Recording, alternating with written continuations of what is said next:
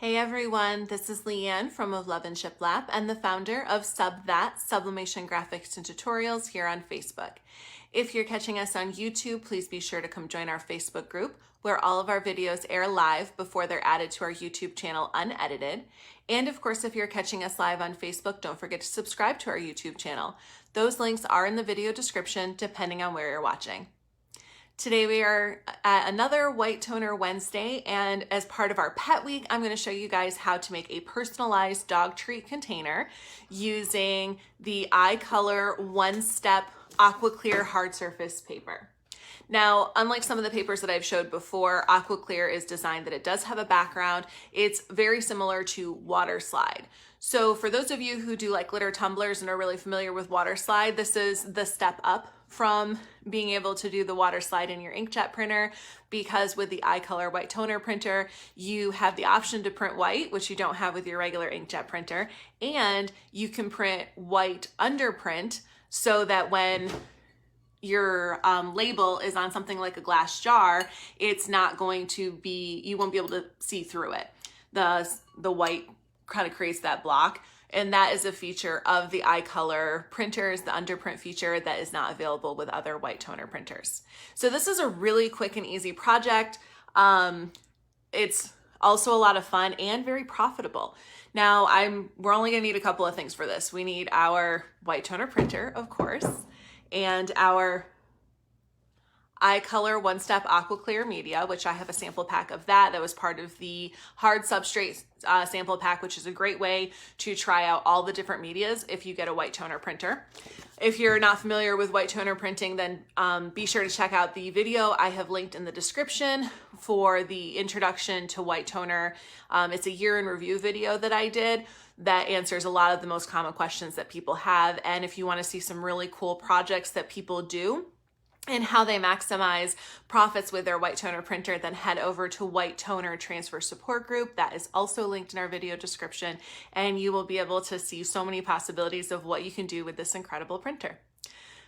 But for today, we have our Aquaclear media.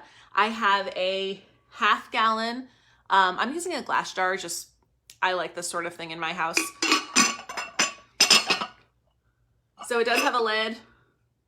This is from Walmart, from Anchor Hawking brand. It was $6 for this half gallon jar.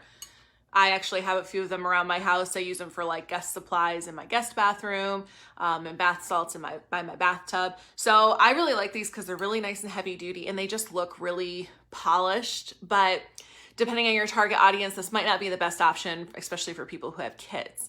Using Aquaclear is a great alternative to something like vinyl because you can print full color and it can look really beautiful. And this type of media, it's meant for stuff that doesn't get washed a lot. You can put it on candles, you can put it on temporary glasses.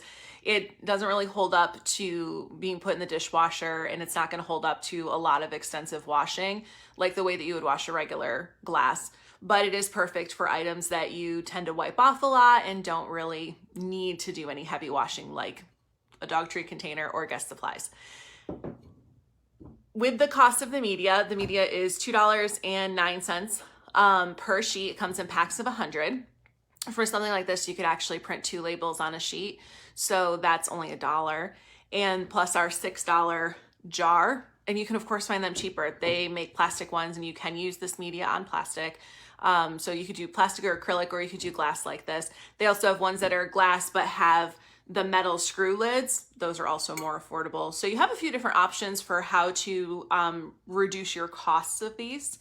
But the selling point for these is $25 to $35 from what I saw on Etsy, depending on, and that includes generic and personalized dog treat containers. And then you can of course charge more if you put treats inside. Now I did bag up Jasper's treats. He got a little worried because he didn't know what was going on with all of his dog treats. So just word of caution, you should never make your own dog treats if you're going to sell, because just like food has a lot of regulations, so does the production of dog treats. So you can save yourself a lot of headaches and whatnot and just get some fun grain-free dog treats, mix them up, put them in a little bag. This is actually just a t-shirt bag. So if you already sell t-shirts, you can just reuse that bag, put a little ribbon on it, and you'll be able to put it in the jar, which I'll show you after. I just put an assortment of grain-free treats in here. And all of these treats that you see, like this is from Merrick brand, this one and the sweet potato one are both from Vitality brand at Walmart. These all come in huge bags for like $10 for a huge bag. And the huge bag will actually fill this whole jar, but since you're going to be giving these as something that you're selling to a target audience, you would only use, you know, a quarter of the bag, a third of the bag. You wouldn't really go crazy like that. Basically just enough to look cute when it's all packed up, and a cute little impulse gift buy, especially with the holiday season coming up. If you happen to have a booth at any kind of vendor mall that's, you know, ongoing all year round, these are great impulse buys because people see them and everyone loves to buy stuff for their pets. So your cost to produce these should be under $10 when it's all said and done. That includes adding any extra ribbon and tags, and then to be able to sell them for $25 to $35, basically depending on whether you choose treats or not, is outstanding. That's a great profit margin for something that is very quick. So I'm going to start by creating a design in Affinity Designer. I don't always show designs, like making a design with our white toner tutorials, but since this is a really quick one, I decided I would just put it together so you guys could walk through that. But keep in mind that this isn't like an official Affinity Designer tutorial, and you can find all of the tutorials that we have underneath the Affinity Designer tutorial guide in our Facebook group or the playlist on our YouTube channel. So let's go ahead and kick it over to the computer. We'll set up our design and I'll walk you through the ProRip software and we will get our treat container made.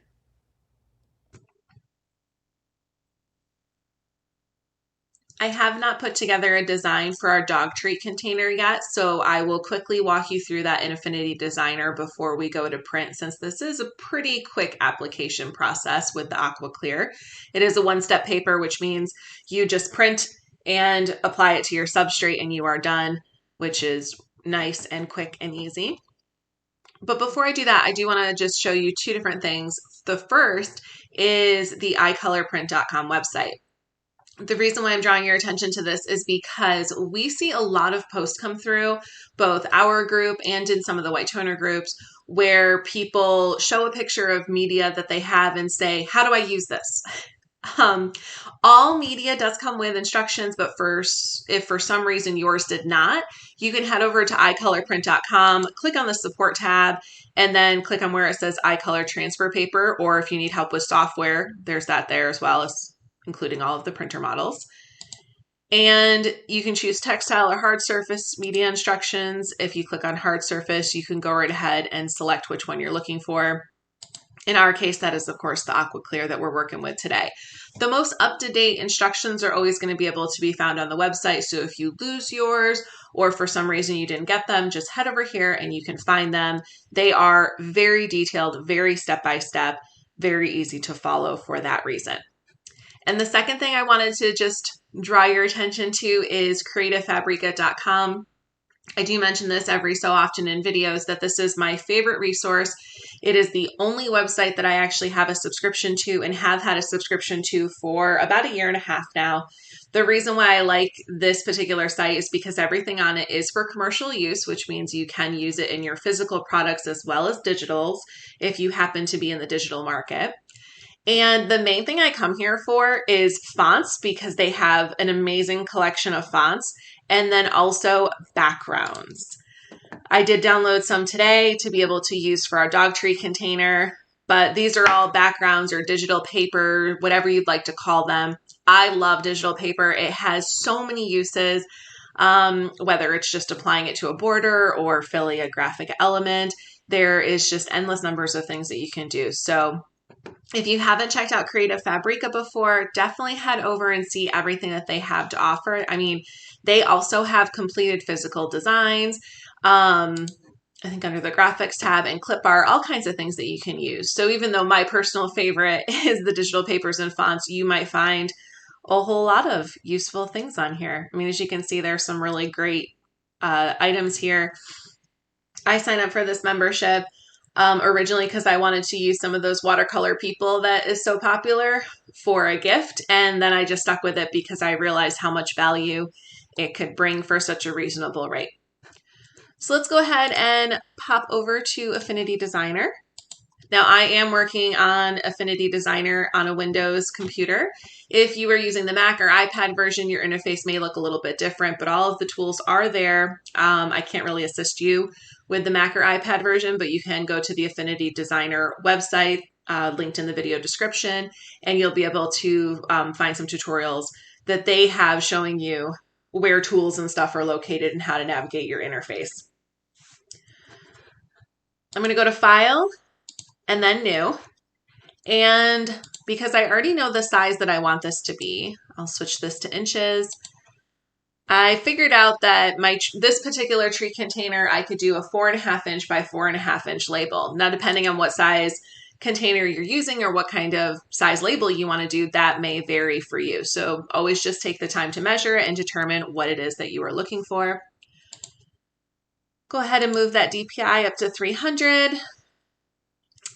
Because we're using our white toner laser printer, we're going to switch our color format to CMYK/8 since this is a CMYK printer. If you're not really clear on what color formats mean or how to set up your document to create a design, check out the Intro to Affinity Designer video for sublimation that is linked in the video description. I do briefly touch on when you're setting up artwork for white toner, DTG, screen print, etc., that all use CMYK/8.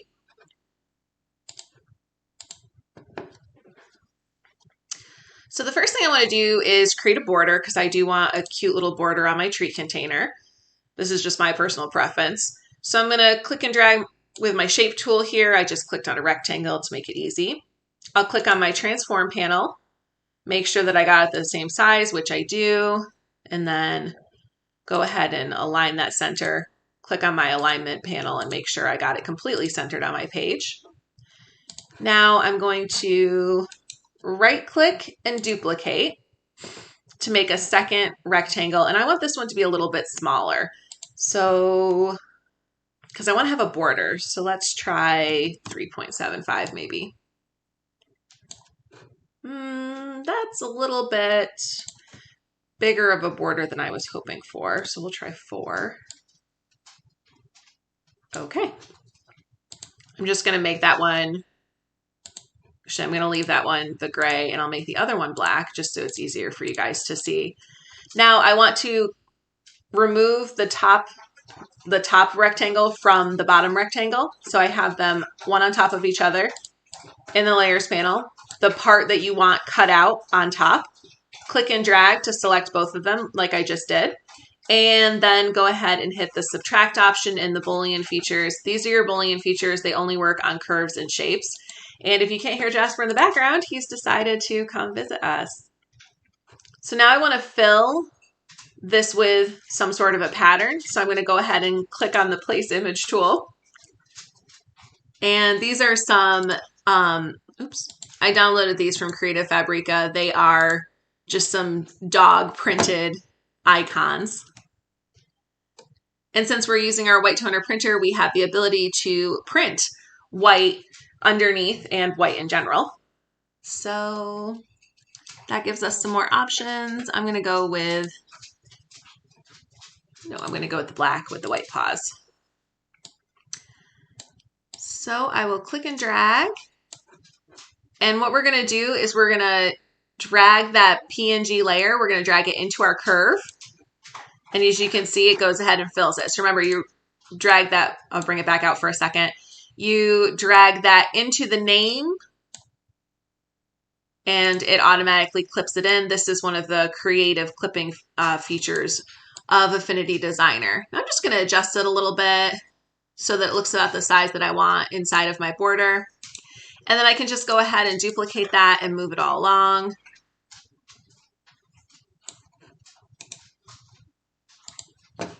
And you'll notice that when I right clicked and duplicated on that last one, it automatically went. That's what happens if you don't uncheck it, like unclick off. So if I click off and then click on that one again and right click and duplicate, it's just going to be on top of it. But that's okay because I can just move it over. So you'll see it will repeat the action that you just did. And that includes if you happen to resize it at any point as you were switching it from one to the next. It does just kind of make the whole duplicate process a little bit faster, especially if you're trying to fill a space like I am right now. And then that one's going to go up there, but we'll just bring it down. Okay, so we've got our cute little border. And I'll just rename that. You can just click on the name in the layers panel to rename something. And I'm also going to hit that lock icon just so it doesn't move around while we're doing other stuff. So I know that I want this to say Jasper's Dog Treat Co. So I'm just going to put the Dog Treat Co. part at the bottom. Pick one of my favorite grunge fonts.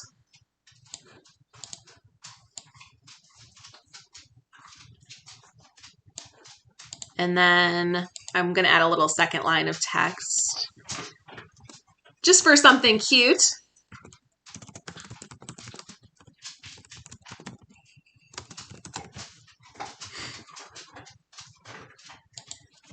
And my favorite font to use for just simple like subline text, byline text is Montserrat.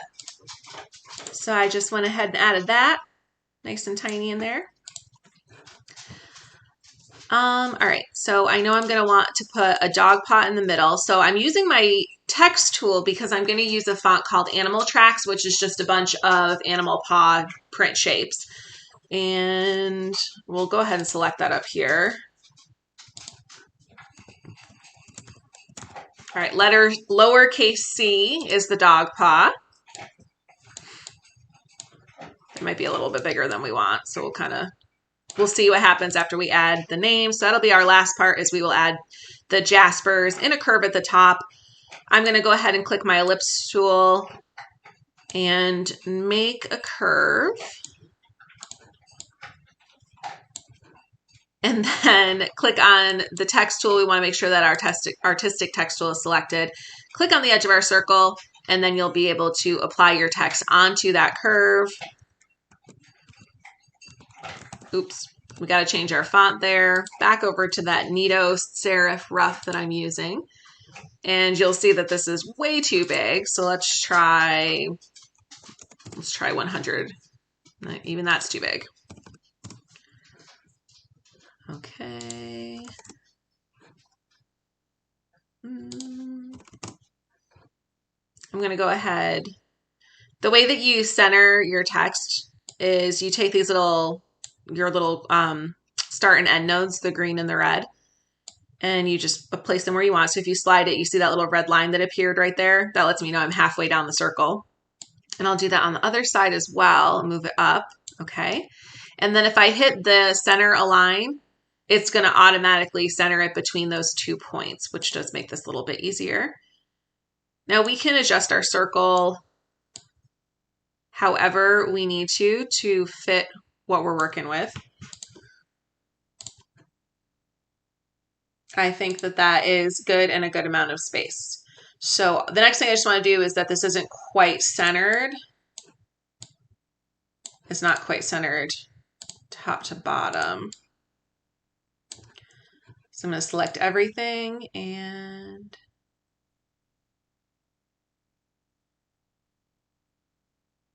get it right about where I would like it. Looks like my dog paw could come down just a little bit. Okay.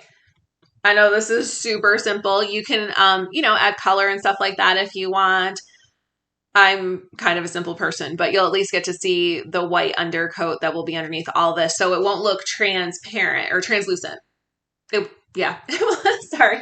it won't look translucent. One of the things that you do see when you use Aquaclear is that because you're using an inkjet printer, not Aquaclear, when you use water slide, because you're using your traditional inkjet printer, you are not getting a white background on it. And with this, you can. So it definitely does make a difference. So we'll go ahead and save this or export this by going to File and then Export. We can just leave it at the PNG size that it's at.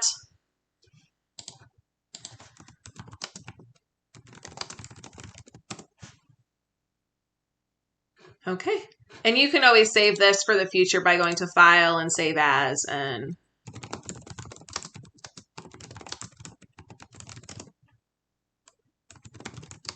whatever you choose to name your files. Okay, so the next we want to open up our iColor ProRip software.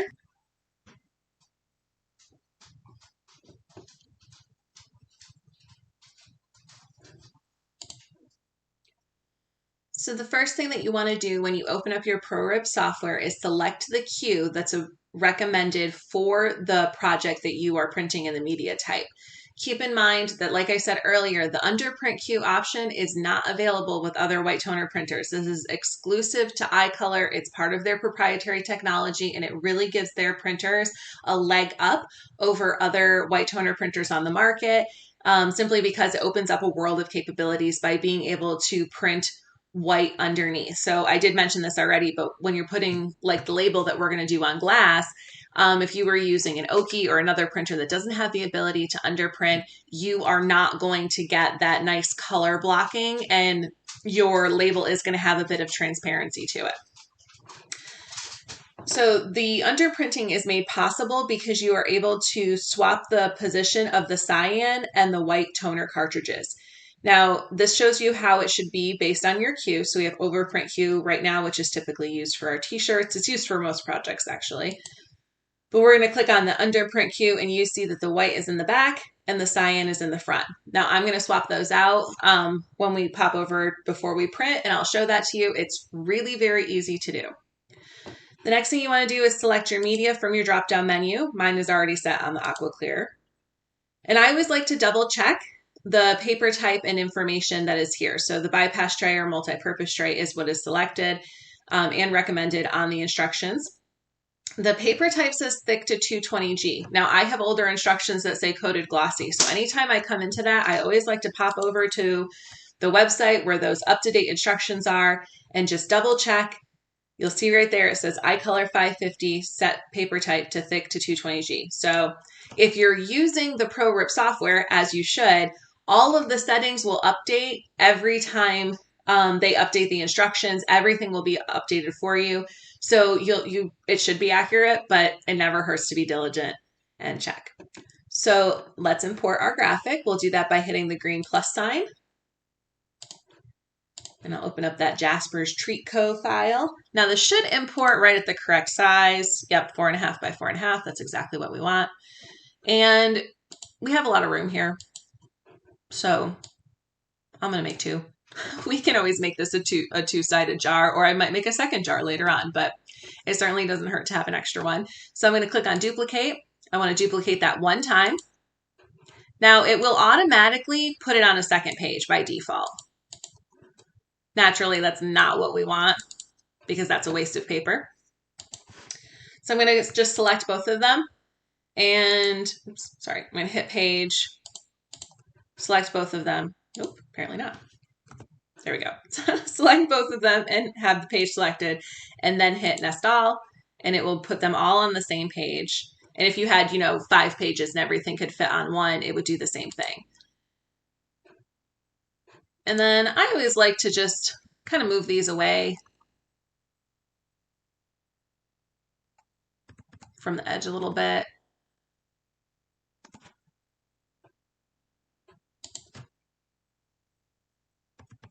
And you just do this with your arrow key. Really keep in mind that the ProRip software and similar programs, whether you're using Space Control or Transfer Rip, any of these softwares, they're not graphic design softwares. They do have a couple of useful features, but all of the features are designed to help you get the best print results. And as a result of that, it's not a graphic design software. So it doesn't have a lot of the quick tools like quickly center things or, space them on your page a certain way that you like. So just keep that in mind.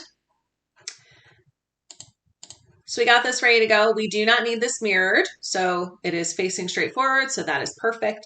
And now we are ready to send this to print by clicking on our little rainbow printer right here. But before they do that, let me pop back over so you guys can see the printer, and I'll show you how to swap out your toner cartridges. All right, so first we want to make sure that our paper is set up correctly. Our instructions let us know that the glossy side, you can see it kind of shine there, that is our print side versus the matte side. Because we're going to be using our multi-purpose tray, it will need to be face down, and it does actually tell us there as well as in the instructions. So we'll go ahead and slide that in. If you have had your page guides adjusted to a different size, always make sure that you do readjust them. I learned the hard way through a lot of frustration one day that if you don't adjust your page size, it can actually cause the printer not to print, that it'll just kind of get stuck. So save yourself the aggravation. Let me just pull you guys off of the tripod.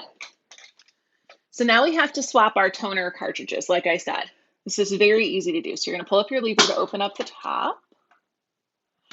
And then we're going to be moving the cyan to the front and the fluorescent white to the back. So go ahead and grab that one and pull it out. And you just grab it by those little handles and pull it out. It's pretty easy.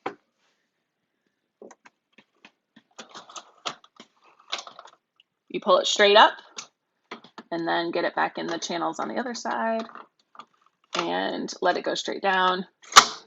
You kind of, if you try and like hold it too much as you're putting it, it won't go in all the way. So make sure that you do actually kind of let go of it and it'll snap down in the way it's supposed to. You don't want to like force it or anything like that and break it, but, and then we'll just do, you guys can see that, the other one in the front. Close the lid. Oops. There we go. Close the lid and make sure we're all on.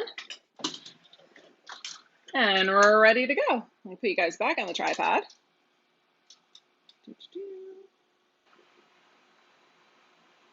All right, so we'll go ahead and click print, and what you hear is it spooling the toner around the cylinder inside, and then it'll pull the paper through and lay it onto it and print out the top. It should print in just a second. There it goes.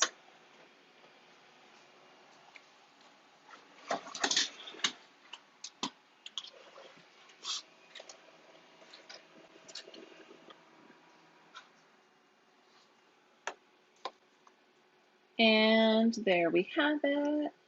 Okay, so now we're going to go ahead and trim this up so we can stick it on our thing.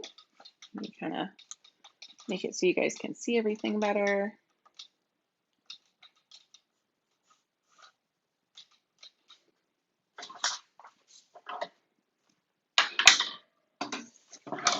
Now you can use scissors or a paper cutter, or scissors and a paper cutter. I'm going to use a paper cutter, try and get it as close as I can, and then I'll just trim it the rest of the way with the scissors.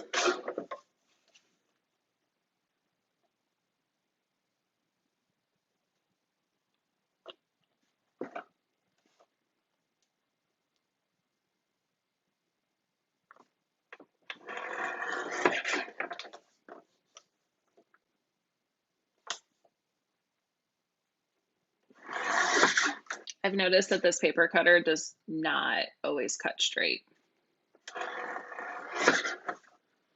which is a little weird. Probably because it was cheap. All right, so I'll just trim this with scissors really quickly.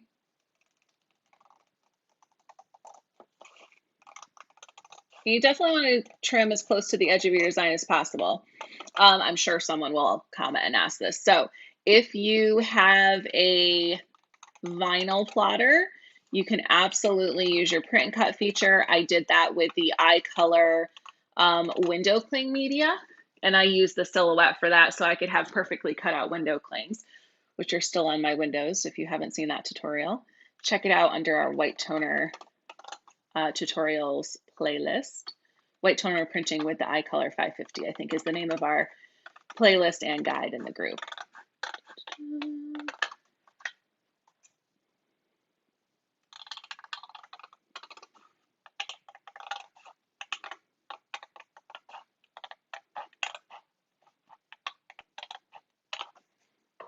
Okay. So we got that trimmed up. We are going to stick this in some water. So if you've used a water slide before, then you are very familiar with this little process. Gonna stick it in there. It's gonna curl up. We're gonna give it about 30 seconds. Make sure it gets plenty wet. The water doesn't have to be any specific temperature. Now, anytime I'm working with glass, I like to lower you guys down. I like to just wipe off the surface with rubbing alcohol before we do anything, just to get any fingerprints, you know, off of it, even though I did just wash this and dry it and everything. So I've just got some isopropyl alcohol and microfiber cloth. And I'll just give that a nice good clean. Make sure it's nice and dry.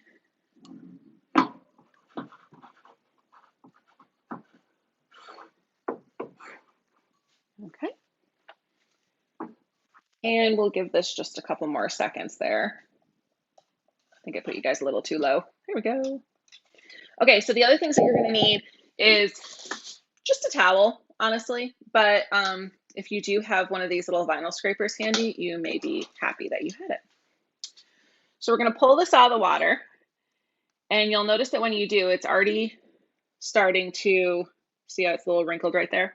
It's already starting to pull. So what you're going to do is you're just going to shift it up a little bit. See how you can see the top of the label there? You just shift it up a little bit. Get it all lined up on your substrate for how you want it.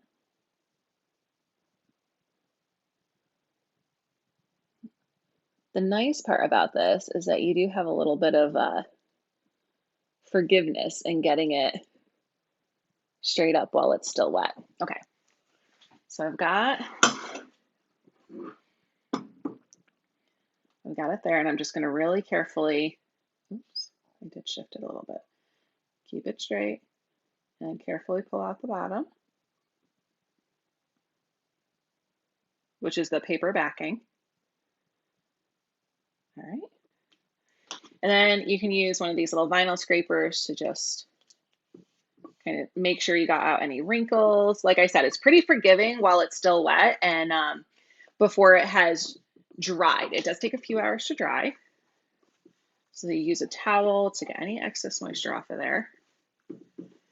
And again, any wrinkles that you see, make sure you get it nice and good with your vinyl scraper. You can get these on Amazon. You can probably buy them at Michael's. I think you can actually also get them in bulk at like Harbor Freight Tools. Okay. Now this is going to take a couple of hours before it's totally ready. It takes roughly 3 hours for the adhesive to cure. And, you know, in the meantime, you really just want to leave it alone. After that point, after the 3 hours, you know, 24 hours, if you want to be safe, then this is pretty much stuck on there. It's not going to just come off really easily. It doesn't peel off. That adhesive is pretty secure. Now, like I said before, it's not so secure that you can go scrub at it with a Brillo pad or stick it in the dishwasher, but that's why it's perfect for something like this. And you see that our black really pops on there because we have that white underprint. And you can always increase your white coverage too if you want to. I didn't do that because it was already at 200%, but you can always up it to 300 or 400% if you wanted to in the ProRip software. So now to get this ready for an event or to ship to your customer, you just add your lid. If you were shipping, I would absolutely ship it upside down like this, so you don't have to worry about that knob breaking. And if you want to put treats in there, you just put those in. And like that, you can always add a little extra ribbon around here if you wanted to. You definitely have some options there. Let me give you guys a little, try and give you a better look here.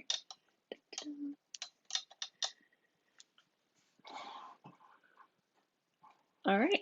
So as I mentioned, these, they cost less than $10 to make, and that includes with the treats. You know, because you're only going to be using $2, $3 worth of treats anyway. So if you don't use treats, it's even less. And then you can retail them at $25 to $35, depending on if you're using treats. Once again, it's so easy just to buy bulk grain-free treats. And I would definitely stick to grain-free and just, you know, write down the ingredients on a little tag. You can add that to the top with your business card, punch a hole in it. I would say that any event where you do sell these, consider shrink wrapping them so that as people are carrying them around and whatnot, the lids don't slide off or anything. and you don't have to worry about them getting broken. I hope you guys enjoyed tonight's video. Keep in mind that we do have other white toner videos available on our YouTube channel and under that white toner printing with the iColor 550 unit guide in our Facebook group. And if you want to see even more amazing projects, definitely head over to White Toner Transfer Support Group. That link is in the video description as well for more fun projects. I hope you guys enjoy this tutorial this evening and have a great night.